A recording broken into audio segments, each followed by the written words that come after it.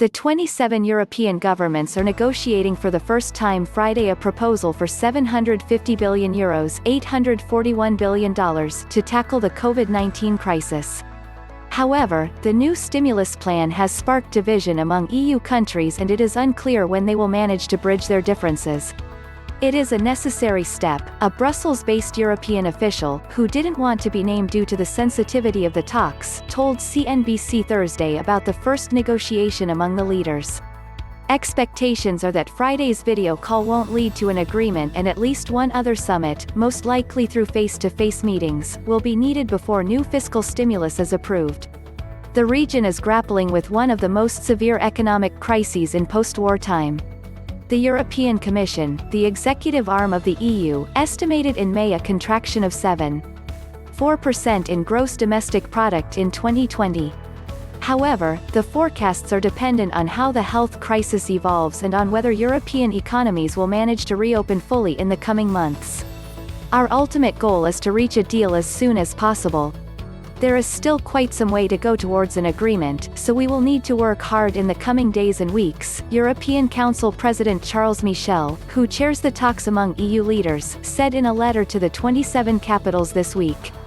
A second European official, who also didn't want to be named due to the sensitivity of the negotiations, told CNBC Thursday that a face-to-face negotiation could be announced later on Friday.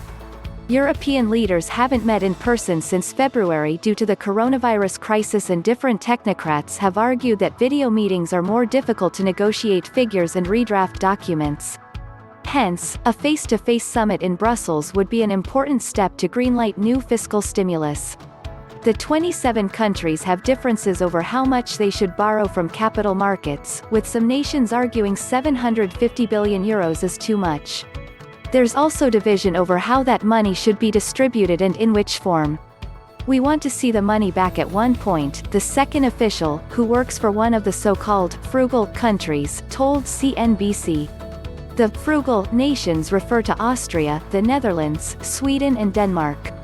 They have been the most vocal opponents to raising such unprecedented amount from public markets and to distribute that money mostly in the form of grants.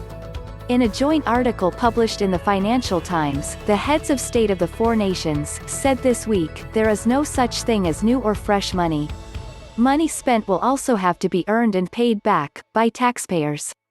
In addition, there are other hurdles to overcome, such as what conditions should be attached to the new funds and how European countries will repay for the new debt.